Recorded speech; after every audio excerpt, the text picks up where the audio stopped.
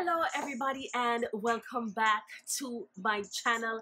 Thank you guys so much for being here. If you happen to be stopping by for the very first time, my name is Donella and this is my little world of makeup right here. And gentlemen, not only am I excited to be back here on YouTube, I am also excited to announce that I'm doing my first sponsored video, of all time. I'm doing my first sponsored video, and this video is brought to you through the kind compliments of Lash Kouture. Now, for those of you who may not be familiar with Lash Kouture is from Totola BVI.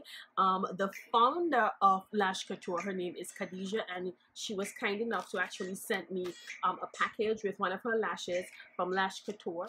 Listen, y'all know I am a sucker when it comes to cute packaging. Let's just take a moment to appreciate this packaging right here. This is some Star Trek, Star Wars, as a matter of fact, gem and the holograms type of thing going on right here. Oh my god, this is so cute. Oh, and I got the lash showstopper. Very fitting. Oh my god, this is so cute. I think my lighting is up too bright.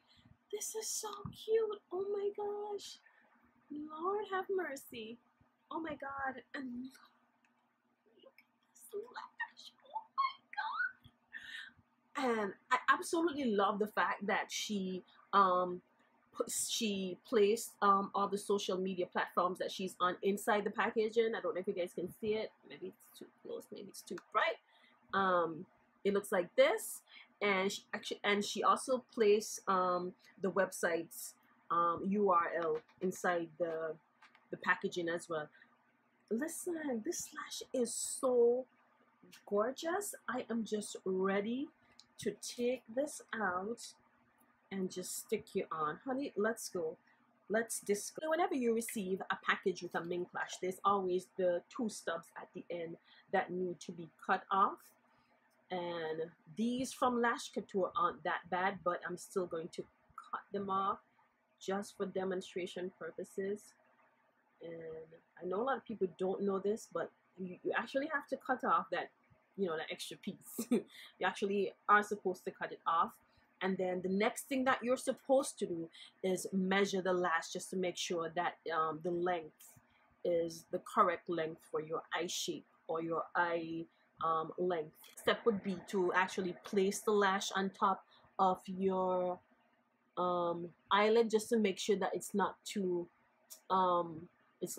much lash, like it's not too wide. You could always tell when the lash is too wide for you because you'd always feel like this part of the lash would actually be poking you in your eye. And as you guys can see, this is actually too long for me. You can see like a piece of it actually fell down here. So what I'm going to do, what I normally do is that I would cut a piece from this area right here. I know some persons usually like to cut the piece from here, but I feel like the length between here is fine. So I'm just going to cut just like the small piece that's hanging over here, and then and then after that, I'm just going to rest the lash on top of my my lid one more time just to make sure I don't need to cut off, just a bit more.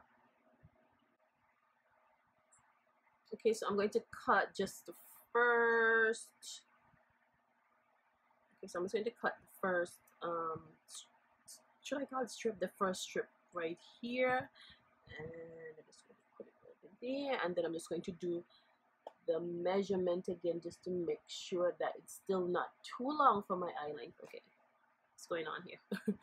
It's going to drop it on one more time just to make sure. Okay, lash. And I'm just going to rest it on top of my lid one more time without any glue just to make sure that the length is okay. It's not too long. I feel like I need to cut just a small bit more off, It still looks kind of long. Just cut out just a small bit more. I'm going to take off a small bit more just to be on the safe side. Just a small bit. It's not going to be too much like I did before. It's just small, like that. I think it should be okay now. And also another trick that I do, because usually whenever you have a mink lash and it's just taken out of the case, it's kind of stiff. So I like to kind of bend it like this just to get rid of some of the stiffness and for it to be, you know, a little bit more flexible. And I'm just going to rest it on my eye one more time just to make sure that the length is okay. Is your mink lashes on, it's always a good idea to apply a mascara, and this is just going to help to clean up the excess shadow that may have fallen on your natural lashes, both mascara both on your top and bottom lashes. Now whenever you're applying lashes, it's always a good idea to have like a handheld mirror. I'm using the compact mirror from my Narcissus palette, and what you're going to do is to actually look down. You're not going to move your head around, you're not going to do like this. You're just going to keep your head in the in this direction, and then you're just going to look down.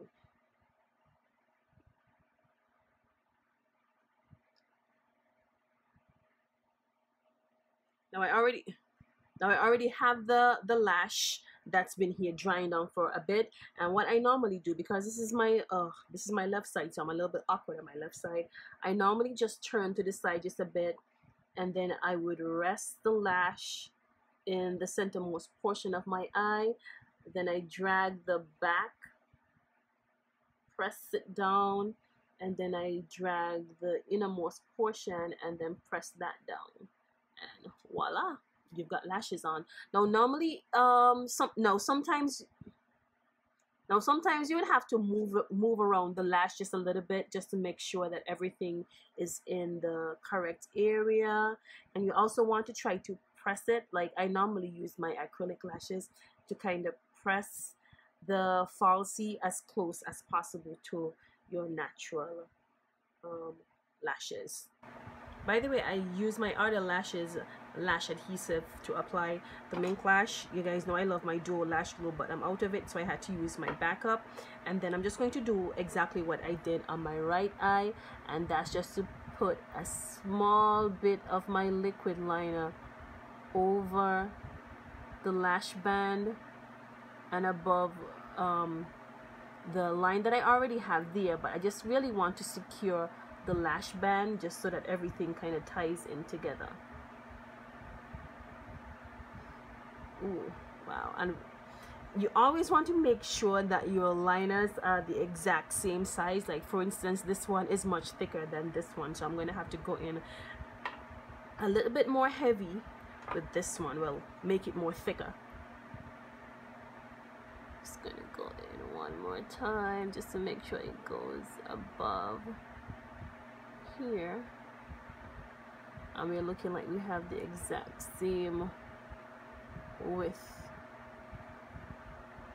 This is actually really hard to do on camera.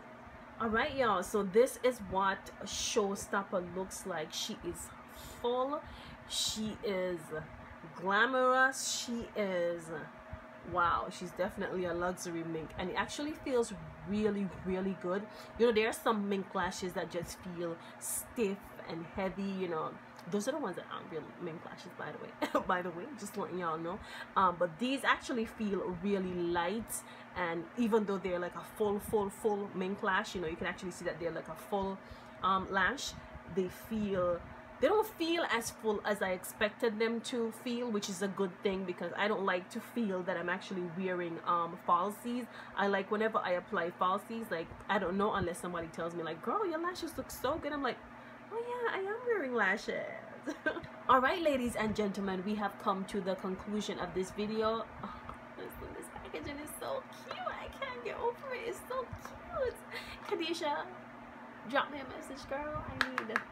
I need them in my life. This is the time of my life when I need to be extra. I'm going to need Lash Kouture to actually finish off my extraness. So yeah, hit me up, girl. I need some of this. All right, thank you guys so much for being here with me on my video once again, and also thank you guys so much for your patience. You guys know that it was really bothering me not being able to upload. I want to thank you guys so much for your patience. Thank you guys so much for rocking with me, for staying with me. Thank you, Khadisha, for this lash. Thank you so much for putting your trust and your faith in me to produce this video. And